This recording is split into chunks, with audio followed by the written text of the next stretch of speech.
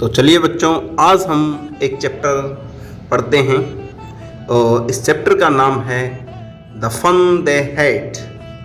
Class 9th का chapter है behave book का। तो इसके अंदर the fun they had chapter है, वो किस चीज़ का है? इसको हिंदी में अपन बोल सकते हैं आनंद जो वो लेते थे।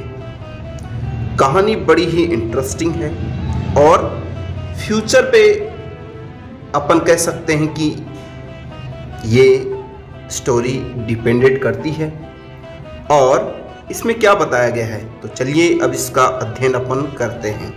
तो इसमें दो बच्चों के बारे में बताया गया है। जो दो बच्चे हैं उनका नाम है मार्गी एंड टॉमी। अब इन दोनों की जो ये मार्गी है वो 11 वर्ष की है और जो टॉमी है वो 13 वर्ष का है। अब इस चैप्टर के अंदर जब हम चलते हैं तो चलिए अब अपन चैप्टर स्टार्ट करते हैं। मार्गी ने उस रात अपनी डायरी में भी लिखा था, पृष्ठ पर ऊपर 17 मई 2157 2157 उसने लिखा, आज टॉमी को एक वास्तविक पुस्तक मिली। यह एक बहुत प्राचीन पुस्तक थी। मार्गी के दादाजी एक बार कहा था कि जब वह एक छोटा बालक था तो दादाजी ने उसे बताया था कि एक समय था जब सभी कहानियां कागज पर छपती थी।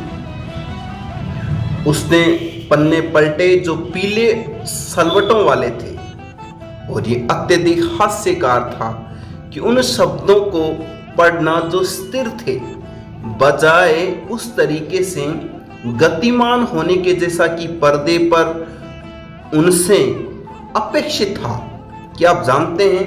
और फिर जब उन्होंने पूर्व पहले का जो पन्ना पलटकर देखा तो वापस वही के अक्षर है वो लिखे हुए थे जो इस पर तब भी थे जो पहली बार पढ़ा था। इसका मतलब क्या है कि वो फ्यूचर, ये स्टोरी है वो फ्यूचर पे है। अब देखिए आगे क्या कहते हैं। आश्चर्य, टॉमी ने कहा, क्या अप्रियता है। जब आप पुस्तक पढ़कर समाप्त कर लेते हैं तो आप ऐसे केवल फेंक देते हैं। ऐसा मैं अनुमान करता हूँ हमारे टेलीविजन पर्दे पर निश्चित रूप से 10 लाख पुस्तकें था यह और अधिक के लिए भी उपयुक्त है। मैं उन्हें नहीं फेंकूंगा। मेरे साथ भी ऐसा ही है, मार्गी ने कहा। वह 11 वर्ष की थी और इतनी टेली पुस्तकें नहीं देखी थी जितनी टॉमी ने देखी थी।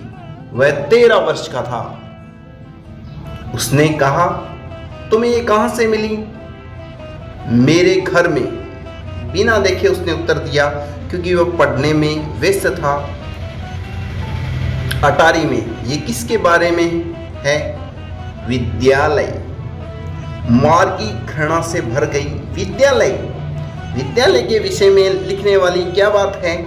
मैं विद्यालय से घृणा करती हूँ। मार्गी हमेशा विद्यालय से घृणा करती थी, लेकिन अब उससे पहले से अधिक घृणा हो गई। मशीनी शिक्षक भूगोल में उसे टेस्ट पर टेस्ट दिए जा रहा था और जब उसकी हालत दिन ब दिन उन टेस्ट से खराब हो रही थी तो उसकी माँ उदासी से सिर नहीं हिलाया और काउंटी इंस्पेक्टर को तब तक नहीं बुलावा भेजा तब तक वो उनको टेस्ट पे टेस्ट दिए जा रहा था। वह एक गोल मटोल लाल मुख वाला छोटा सा आदमी था और उसके पास डायलों व तारों सहित यंत्रों का भरा हुआ बॉक्स था। वह मार्गी को देख मुस्कुराया। उसने एक सेब दिया। फिर उसने अध्यापक के पुर्जे खोल दिए। मतलब ये टेक्निकल अध्यापक था। मार्गी ने आशा की कि वह उसको वापस जोड़ नहीं पाएगा, लेकिन वह सब कुछ कितनी अच्छी तरह जानता था। वह लगभग 1 घंटे में वह उसको वापस पूरा कंप्लीट कर देता है। बड़ा काला भद्दा एक बड़े पर्दे के साथ जिस पर सभी पाठ दिखाए गए थे और प्रश्न पूछे गए थे, वह इतना बुरा नहीं था। मार्गी जिस भाग में सर्वाधिक घृणा करती थी वह निर्धारित स्थान था जिससे उसे अपना होमवर्क व टेस्ट पेपर रखने होते थे, उसे हमेशा उन्हें छेदों की गुप्त भाषा में लिखना पड़ता था, जिसे उसे तब तक सिखाया था तब तक कि वह 6 वर्ष की थी। उसके मशीनी शिक्षक ने नए के बराबर समय में अंकों की गणना कर डाली। जब इंस्पेक्टर ने काम समाप्त कर लिया तो वह मुस्कुराया, मार्गी का सिर थपथपाया और उसने अपनी माँ से कहा, श्रीमती जॉन्स, यह उस छोटी सी लड़की की गलती नहीं है। मेरा ख्याल है कि भूगोल का भाग थोड़ा तेज चल रहा था। ऐसे चीज़ें कभी कभी घटित हो जाती है। मैंने इसे एक औसतन 10 वर्ष के बच्चे के स्तर तक धीमे कर दिया। वास्तव में इसकी प्रगति का संपूर्ण नमूना काफ़ी संतोषजनक है। और उसने मार्गी का सिर पुनः थपथपाया। मार्गी निराश थी। वह आशा कर रही थी कि वे अध्यापक को पूर्णतः बाहर निकाल देगी। एक बार उन्होंने टॉमी के अध्यापक को लगभग 1 महीना बाहर निकाले रखा, क्योंकि उसके इतिहास के पूरे भाग का सफाया हो गया था। अतः उसने टॉमी से कहा, कोई विद्यालय के विषय में क्यों लिखेगा? टॉमी ने उसकी ओर गर्व से देखा, क्योंकि वह हमारी तरह का विद्यालय नहीं है मूर्ख। ये प्राचीन प्रकार का विद्यालय है जो कि सैकड़ों वर्ष पूर्व हुआ करता था। उसने गर्व से जोड़ा शब्द ठीक से उच्चारण करते हुए। सैकड़ों वर्ष पूर्व? मार्गी आहत थी। अच्छा, मुझे नहीं पता वर्षों पूर्व कैसे विद्यालय होते थे। उसने कंधे पर से कुछ समय के लिए पुस्तक पढ़ी। हाँ, जो भी हो, उनका अध्यापक भी था। निश्चय ही उनका अध्यापक था, किंतु वह नियंत्रण अध्यापक नहीं था। वह एक मानव था। एक मानव अध्यापक कैसे हो सकता है? अच्छा, वह स्टूडेंट्स को कुछ बातें बताता था और उसे होमवर्क देता था और उनसे प्रश्न पूछता था। एक मानव पर्याप्त चतुर नहीं होता। निश्चित ही वह मेरे पिता उतना ही जानते थे जितना मेरे अध्यापक। वह लगभग उतना ही जानते थे। मैं शर्त लगाकर निश्चय से कहती हूँ, ये बात मार्गी बोलती है। मार्गी उस विवाद में करने के लिए तैयार नहीं थी। उसने कहा, मैं नहीं चाहूँगी एक अजनबी क्योंकि मेरे घर में मुझे पढ़ाए। टॉमी हंसी से चीखा, तुम अधिक नहीं जानती मार्गी।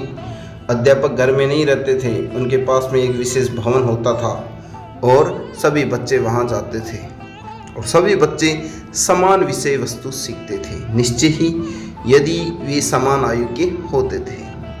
किंतु मेरी माँ कहती है कि अध्यापक को प्रत्येक बालक बालिकाओं को किससे वह पढ़ाता है, मस्तिष्क अनुसार फिट होने के लिए अपने को ढालना पड़ता है और कि प्रत्येक बच्चे को भिन्न तरीके से सिखाना होता है। ऐसा ही है। उस समय वे इस प्रकार नहीं करते थे। यदि आप उन्हें पसंद करते हैं तो आपको पुस्तक पढ़ना आवश्यक नहीं है। मैंने नहीं कहा कि मैंने उससे पसंद नहीं किया, मार्गी ने शीघ्रता से कहा। वह उन अजीब विद्यालयों के विषय में पढ़ाना चाहती थी। उन्होंने अभी आधी भी समाप्त नहीं की थी। मार्गी की माँ ने पुकारा, मार्गी, विद्यालय। मार्गी ने ऊपर देखा। अभी नहीं मम्मा।